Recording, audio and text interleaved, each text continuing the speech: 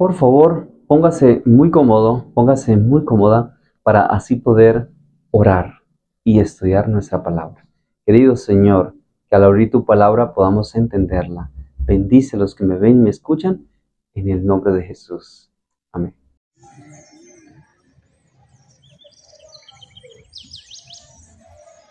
Muy bien, en verdad, bienvenido y bienvenida. Vamos a dar continuidad a nuestro estudio que comenzamos hace 8 días del Evangelio de según San Juan.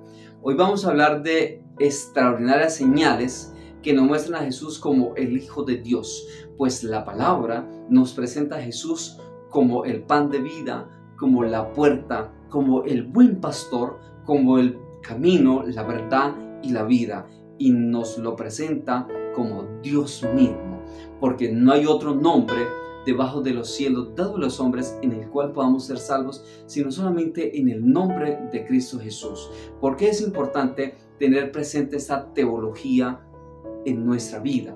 Porque muchos a través de la historia han argumentado ciertas cosas acerca de Jesús, que Jesús tuvo ventaja sobre el ser humano, han dicho algunos, que Jesús fue menos que Dios, que Él fue un simple hombre. Arrio, por ejemplo, en el 318, un sacerdote de Alejandría dijo que Jesús fue creado en algún momento de la eternidad, pero tales suposiciones carecen de fundamento bíblico. Por eso hoy vamos a hablar de estas enseñanzas bíblicas tan importantes, o mejor, qué posición debemos de tomar nosotros como seres humanos. Yo creo que vayamos a un texto, 1 Juan 2, 22 y 23, que nos presenta la gran importancia de creer que Jesús era el Cristo, que Él era el Dios encarnado. Mira lo que dice: ¿quién es el mentiroso sino el que niega que Jesús es el Cristo? Es una pregunta, y Él la responde: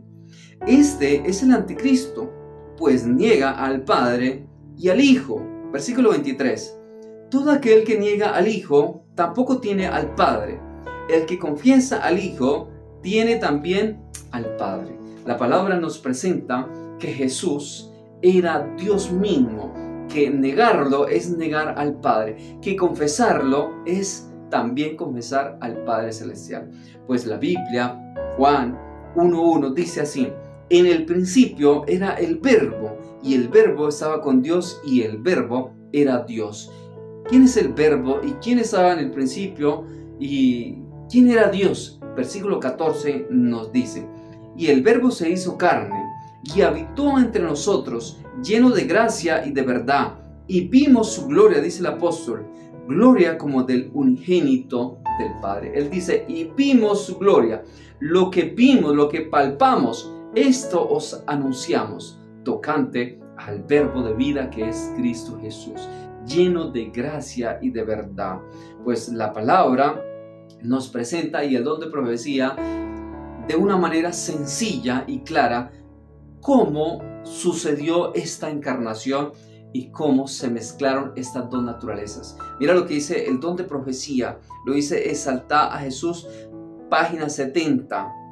Dice así: las dos naturalezas se mezclaron en una sola carne. Las dos naturalezas, la divina y la humana, se mezclaron en una sola carne. Te voy a hacer un ejemplo. ¿Recuerdas cuando Dios formó a Adán y a Eva? Los casa y dice lo siguiente: ahora ya no serán dos, serán una sola carne. Eso similar sucede con Jesús. La divina se mezcla con la humana en una sola carne. Por lo tanto, Jesús, cuando anduvo Galilea, cuando anduvo Capernaum, andaba con la naturaleza humana y divina, solo que no usó su naturaleza humana para beneficio propio, la usó para beneficio del prójimo. Pero las dos naturalezas se mezclaron y habitaron entre nosotros. Y es un gran misterio, dice el don de profecía, dice también la Biblia. ¿Cómo es que se van a mezclar? Pero así sucedió. En Él, hablando de Jesús, moraba toda la plenitud de la deidad. En Jesús moraba toda la plenitud de la deidad, pero no tomó esa plenitud para tener ventaja sobre los seres humanos. No, Él se hizo hombre también.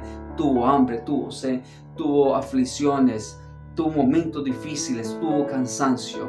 en su naturaleza humana, pero la divina también moraba con él. Cuando Cristo fue crucificado, oído a lo que dice este párrafo, su naturaleza humana fue la que murió. Cuando Cristo fue crucificado, su naturaleza humana fue la que murió, no su naturaleza divina. Esto era imposible, dice el don de profecía. Su naturaleza humana fue la que murió, la divina no, porque si la divina hubiese muerto, en vano sería la venida de Jesús a esta tierra. Pero gracias a que Él hace expiación por nuestros pecados, es que podemos hoy tener oportunidad de salvación. Y encontramos una manifestación, una señal que nos muestra que Jesús era el Hijo de Dios. En San Juan 6 se nos presenta la alimentación de los 5,000 habitantes de aquel entonces. 5,000 personas, dice la Biblia, que llegó la tarde, tenían hambre y de repente los discípulos dicen a Jesús, Jesús, despide a la multitud para que vayan y compren alimento. Jesús les dice, dales vosotros de comer. De repente un muchacho le echan su lonche, su merienda, su mecatico, como le llaman en algunas partes, y entonces él dice, mira, yo comparto. El muchacho presenta los pancitos, presenta los panes, y así Jesús los toma, da gracias a Dios, los bendice y dice, compartan a la gente. Ya están divididos de 100, de 50, y entonces todos comienzan a comer, y dice la Biblia que recogieron muchas cestas llenas. Jesús hace una manifestación de su poder, con el poder de Dios, obviamente, porque Él dice, lo que yo hago no lo hago de mí mismo, sino que el Padre que mora en mí, Él hace las obras. Pues Jesús también hace una curación de un ciego.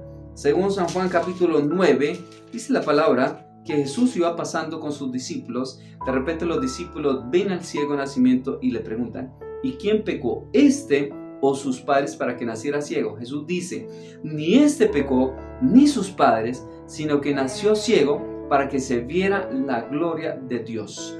Pues en aquel entonces se creía que si alguno nacía con una enfermedad o padecía de una enfermedad, era porque había pecado o porque un familiar había pecado y repercutía para un futuro.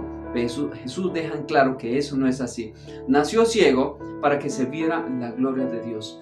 Sabes que si tú quieres ver la gloria de Dios necesitas varias cosas. Primero, el caso anterior que leímos, el muchachito puso en las manos de Jesús su lonche y Jesús dio la bendición. Para tú ver la gloria de Dios necesitas poner ese problema en las manos del Señor, poner tu hogar, poner esa escasa economía, poner tu vida emocional que no está muy bien en las manos de Jesús. Como punto número 2, creer en Jesús. Este ciego creyó en Jesús y así fue como el Señor le devuelve la vista que se había perdido, no sabemos el por qué, lo cual nos muestra que cuando tú crees, cuando tú pones tu problema en las manos de Jesús, vas a ver la gloria del Señor. Y es interesante porque la Biblia dice que cuando Jesús sana a este ciego, la gente comenzó a murmurar, este hombre no guarda el sábado porque está haciendo cosas que no son debidas hacer en sábado. Donde la Biblia dice que es prohibido o que es malo dar sanidad a una persona. Eso no lo dice la Biblia. Al contrario, es lícito hacer bien en día de reposo. Quiero leer el aporte profético. Cristo vino a revelar al mundo el conocimiento del carácter de Dios. Por eso Él dijo, el que me ha visto a mí, ha visto al Padre. Cristo vino a revelar al mundo el carácter verdadero de Dios.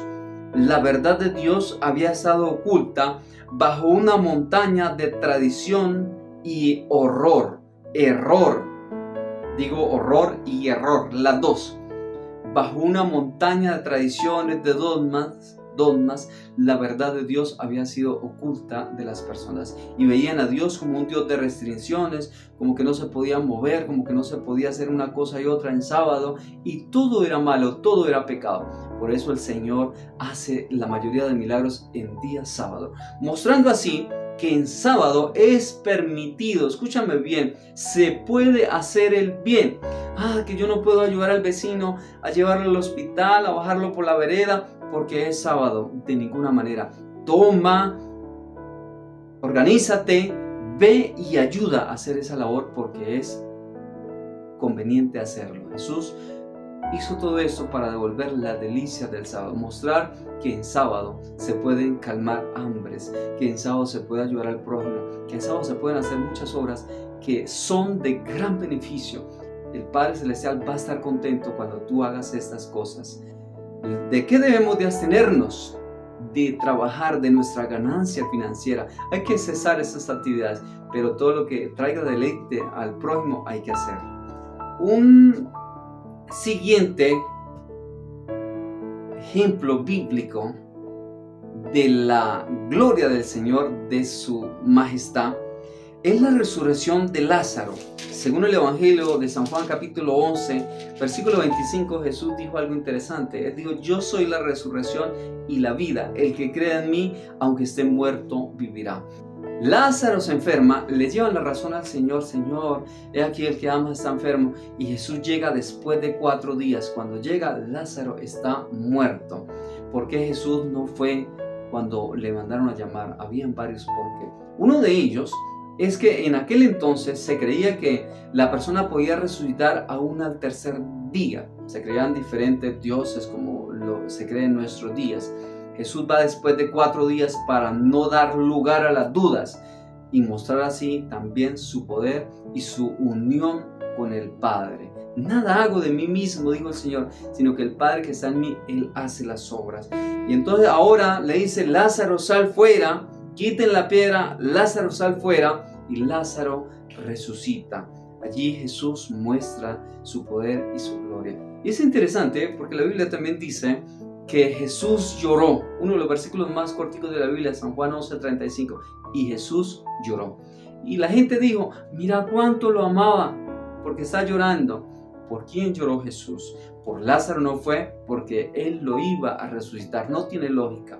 Mas el don de profecía dice lo siguiente.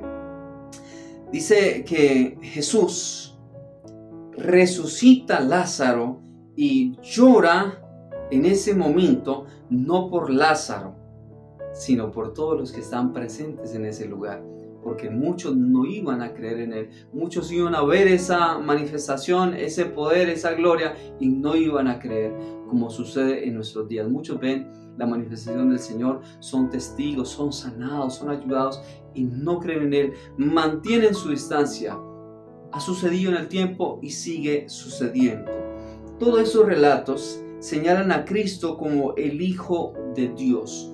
Toda la Biblia, el eje central es Cristo Jesús, el autor de la vida. Y te quiero dejar una pregunta, por favor, déjame tus comentarios. La pregunta es la siguiente: ¿por qué la divinidad de Jesús es tan importante para la vida del creyente? Te la vuelvo a repetir. ¿Por qué la divinidad de Jesús es tan importante para la vida del creyente? Déjame tus comentarios, quiero escucharlos, quiero mirar tu apreciación, y que Dios te bendiga grandemente.